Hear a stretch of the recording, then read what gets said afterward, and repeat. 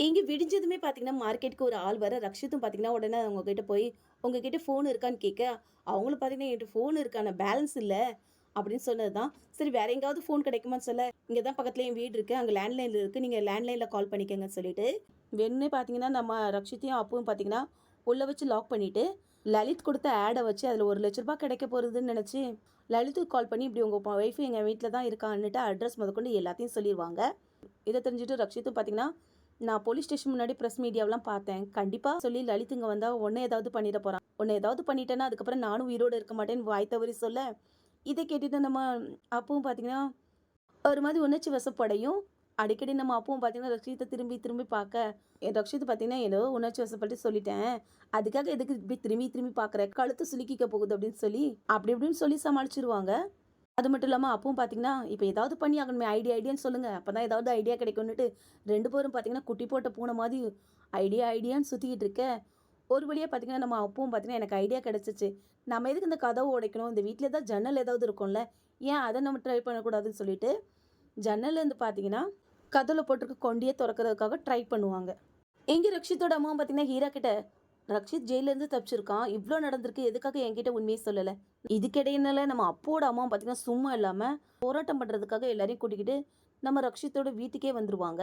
இதுல நம்ம லலிதோட அம்மா வேற சுதா கிட்ட, "என் மருமகள திருப்பி குடுத்துடுன்னு" கேட்க, "சத்தியமா சொல்றேன், அவ எங்க இருக்கான்னு எனக்கு சுத்தமா தெரியாதுன்னு" சொன்னா கூட, அப்புவோட அம்மாவும் பார்த்தீங்கன்னா, ஒரு படி மேலே போய் நம்ம ரக்ஷித்தோட அம்மாவ அடிக்கிறதுக்கே போயிருவாங்க. இதனால கோவப்பட்டு, "போதும் நிறுத்துறீங்களா? பேசாம இங்கருந்து ஃபர்ஸ்ட் வெளிய போங்கன்னு" சொல்ல, என் பொண்ணு கிடைக்காம நான் இங்கேருந்து போக மாட்டேன்னு சொல்லி, அவங்களும் பார்த்தீங்கன்னா பிடிவாதம் ஒரு சைடு பிடிக்க, இதெல்லாம் பார்த்துட்டு ரக்ஷித்தோட அப்பாவும் பார்த்தீங்கன்னா, கீழ வந்து பயத்தோடயே, "என் பையன எங்க? என் பையன விட்டுருங்க" அப்படி இப்படின்ட்டு புலம்ப, நேரம் விவானும் பார்த்தீங்கன்னா, நம்ம அப்பாவோட அம்மாகிட்ட, "ப்ளீஸ் ஆன்ட்டி, எதுவா இருந்தாலும் அப்புறமா பேசிக்கலாம். ஃபர்ஸ்ட் நீங்க இங்கேருந்து போங்கன்னு" சொன்னா கூட, ஒரு சைடு அப்பாவோட அப்பாவும் பார்த்தீங்கன்னா, எனக்கு தெரிஞ்சு இவங்க எதுவும் தப்பு பண்ணியிருக்க மாட்டாங்கன்னு சொல்லுவாங்க. ஆனா எதுவுமே புரிஞ்சுக்காம, "தான் ஏதோ என் பொண்ண பண்ணிட்டான். இதுக்கப்புறம் இவங்க உயிரோட இருந்தா என்ன? இல்லாம போனா என்ன? எனக்கு என் பொண்ணு தான் முக்கியம்னு" சொல்லி மூஞ்சில அடிச்ச மாதிரி பேசிருவாங்க.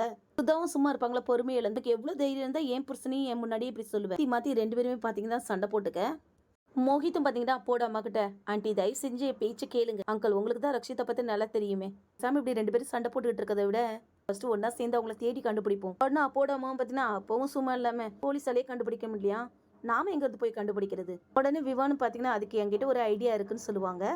அதே நேரம் இங்க அப்புவும் ரக்ஷித்தும் சேர்ந்து, ஒரு வழியா பார்த்தீங்கன்னா, நம்ம ரக்ஷித்தோட பெல்ட்ட வச்சே கதவோட கொண்டிய திறந்துட்டு, நம்ம லலித் வர்றதுக்குள்ளேயே பார்த்தீங்கன்னா, அங்கருந்து அப்புவ கூட்டிட்டு எஸ்கேப் ஆயிருவாங்க.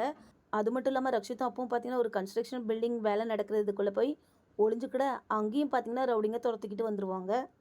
அப்பவும் பார்த்தீங்கன்னா, ரவுடிங்க சத்தம் கேட்டதுமே, ரக்ஷித்த பார்த்தீங்கன்னா, "நீங்க ஃபர்ஸ்ட் போங்க, நான் பின்னாடியே வரேன்." ரக்ஷித் பார்த்தீங்கன்னா, "அப்படிலாம் நான் உன்ன தனியா விட்டுட்டு போக மாட்டேன். இவ்வளோ தூரம் உன் கூட வந்தது உன்னை தனியா விட்டுட்டு போகவா? நீ வா, உன்ன தூக்கிட்டு போறேன்னு" சொல்லியும், அப்பவும் பார்த்தீங்கன்னா தயங்குவாங்க. "நீ ஒண்ணும் யோசிக்காத. நான் ஒண்ணும் ரொமான்ஸாலாம் உன்ன தூக்க போறதில்ல. சாக்கு மூட்டை எப்படி தூக்குவாங்களோ, அப்படிதான் உன்ன தூக்க போறேன்.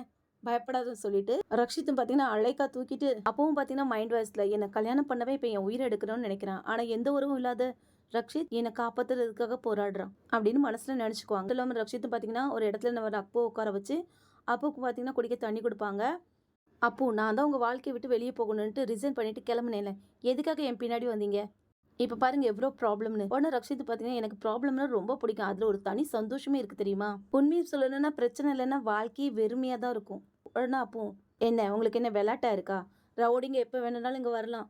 நம்ம உயிருக்கு கூட ஆபத்து வரும். இதெல்லாம் என்னால தானே. நீங்க எதுக்கு என்ன மாதிரி ஒரு பொண்ண காதலிக்கிறீங்க? உங்க புனிதமான காதலெல்லாம் என்ன மாதிரி ஒரு பொண்ணுக்காக வேஸ்ட் ஆக்காதீங்க." உடனே ரக்ஷித், "உன்ன மாதிரி பொண்ணுனா என்ன சொல்ல வரேன்னு?" கேட்க, "கல்யாண உறவு பாதியிலே போயிருச்சு. என் வாழ்க்கையில கண்ணீர் கஷ்டம். இத தவிர உங்களுக்கும் என் கூட இருந்து என்ன கிடைக்க போகுது? இதெல்லாம் தெரிஞ்சும் ஏங்க என்ன காதலிக்கிறீங்க?" அப்படின்னு கேட்டா, உடனே ரக்ஷித்தும், "பேசி முடிச்சிட்டியா? யாரோ செஞ்ச தப்புக்கு நீ எதுக்கு உன் மேல பழி ஏத்துக்கிற? யோசிச்சு கணக்கு போட்டு வர்றது வாழ்க்கை இல்ல. எல்லையே இல்லாம தாண்டி வர்றதுதான் காதல்." அப்பவும் பார்த்தீங்கன்னா உடனே சிரிச்சுக்கிட்டே, "இந்த பைத்தியக்காரத்தனம் உங்களுக்கு எப்பதுல இருந்து இருக்கு?" அப்படின்னு கேட்க, ஆனா ரக்ஷித்தும், "என்னைக்கு உன்ன பார்த்தனோ அப்பதான் ஒட்டிக்கிட்டு" அப்படின்னு சொல்லுவாங்க. அப்பவும் பார்த்தீங்கன்னா, "இதுதான் எனக்கு தெரிஞ்சு நம்மளோட வாழ்க்கையோட கடைசியா இருக்கும். நம்ம சாக போறோம்னு" சொல்லியும், உடனே ரக்ஷித்தும் பார்த்தீங்கன்னா, "வாழும்போது தான் உன் கூட வாழ முடியல. இறந்ததுக்கு அப்புறமாவது என் கூட இருப்பியான்னுட்டு" நம்ம அப்புகிட்ட கேட்பாங்க. செம்ம இல்ல? சரி, மத்த கதைய பிறவு பேசினா ரவுடிங்க வந்துற போறாங்கன்னு சொல்லிட்டு, நம்ம அப்போ பார்த்தீங்கன்னா தூக்கிட்டு போகையும் கரெக்ட்டா பார்த்தீங்கன்னா லலித் வந்துருவான். ஆடியன்ஸ் இப்போ உங்ககிட்ட நான் கேட்கிறேன். விவான் சொன்ன மாதிரியே ரக்ஷித் அப்புவ விவான் கண்டுபிடிச்சிருவானா? இல்லையா? மறக்காம கமெண்ட் பண்ணுங்க.